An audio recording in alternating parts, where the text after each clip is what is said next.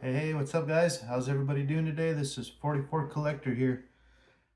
I just want to apologize, guys. It's been a while since I've done a video with my whole whopping three, I think, that I've done. You know what I'm saying? I was all gun ho, man, to start doing these videos, and I kind of got away from it for a little bit.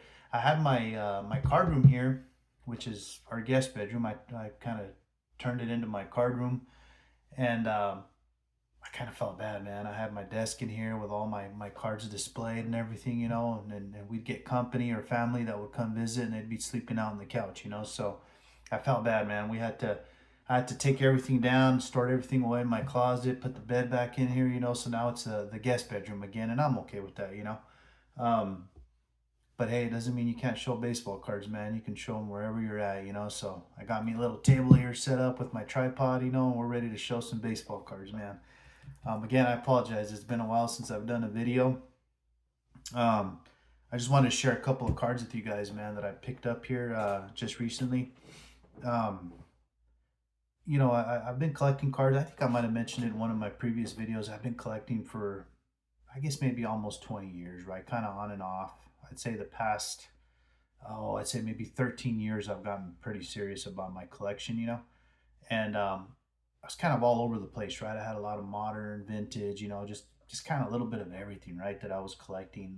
I ended up selling my collection a few years back, and I kind of took the money I had, saved it up for a little bit, and I kind of start leaning more towards like the whole vintage era of collecting baseball cards. Like the post-war vintage era is kind of what was grabbing my attention, right? I love to do the pre-war stuff, but it's a little out of my price range, and I'm not as savvy with that stuff. More so as the post-war vintage. So I gravitated more towards that. Um, yeah, I think the thing that I leaned more towards was scarcity.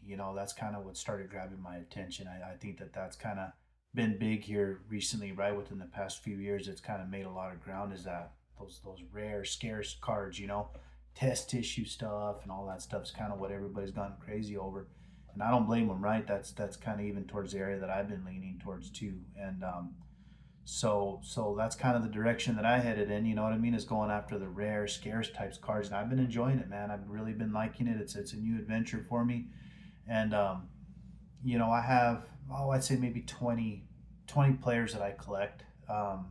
I've always liked, and I think, like I said, I mentioned it in one of my previous videos. I've always liked the lean towards your power hitters, right, or those good contact hitters, and that's kind of what I chose to collect. You know what I mean, in that post-war vintage era. But I kind of wanted to make it a little more challenging for myself in going after these cards that are more scarce. And so, man, I've been enjoying that challenge. It's been a lot of fun. I've been having a blast with it. And like I said, I got about those 20 guys that I kind of try to stick with mainly, and I've got about five of them that I don't have anything collected on just yet, right? And some of these guys I've only got 8 card of, maybe a handful of cards. You know what I mean? Maybe 8, 9, 10 cards that I have on some of these players. I don't have. I lack about 5 guys that I still want to get a card of. And thankfully, I was able to pick up a couple of cards of one of these guys that I was lacking. Right, so now I lack about 4 of them. And so I was glad to get these 2 cards, man. I was super pumped. I bought one of them probably about a month ago. It got to me pretty quickly, and then the other one that I bought, I just received it yesterday, and man, it got hung up for a while, man. I was getting nervous. I was like, why is this card taking so long to get to me? Of course, it's got to go hit the eBay authentication and all that stuff. So by the time it gets to you, it delays it. But this really got delayed. So I was a little nervous, man. I'm not gonna lie, but I'm glad it made it here safely. Received it yesterday, and so yeah, man, I'm really enjoying this new way that I've been collecting. I've been having a blast with it, man. But one of the guys that I was lacking, that I was able to pick up, was Harmon Killebrew, man. I feel like a lot of these players are underrated. Like your Harmon Killebrew, your Frank Robinson, right? Eddie Matthews, Al Kaline, McCovey. I mean, there's just a lot of guys out there that nobody talks about enough, and I think these guys were great ball players, man.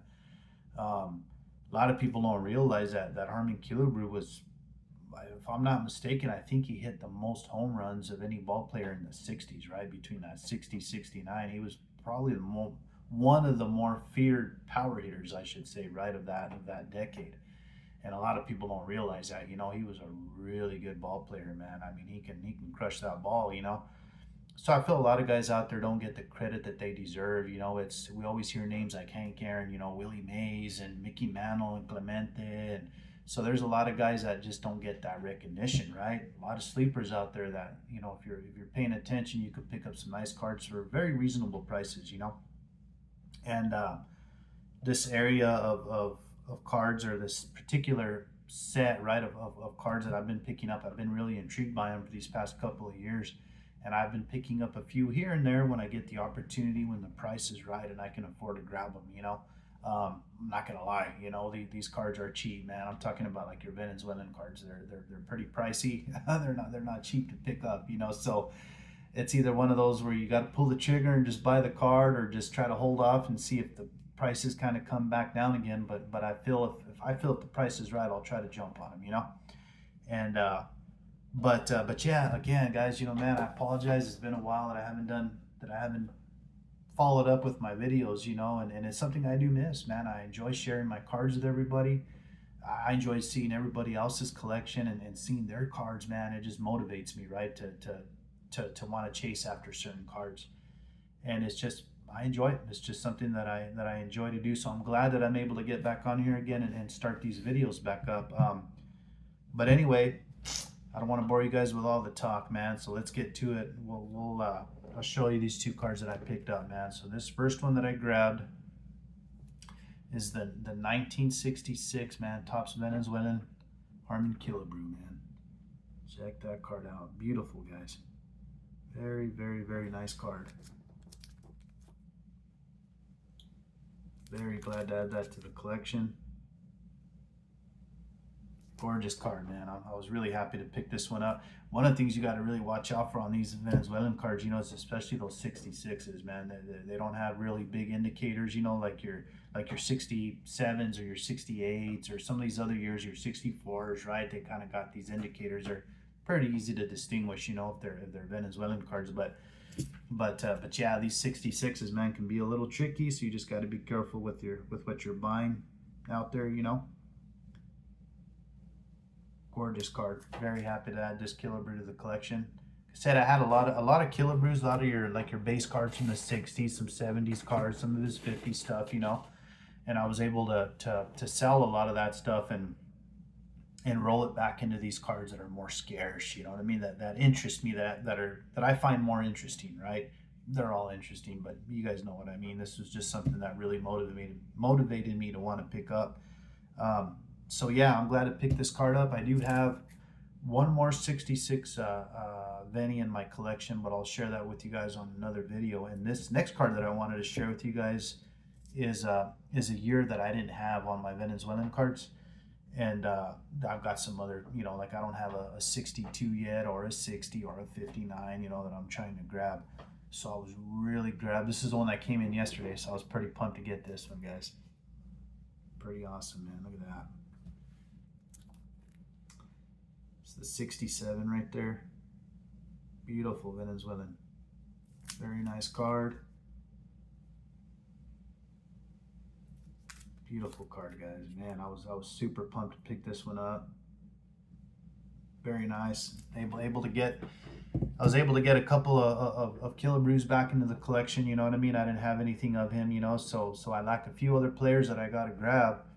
And but yeah, I was really excited to pick these cards up, man. That definitely deserves a cold one right there, I think.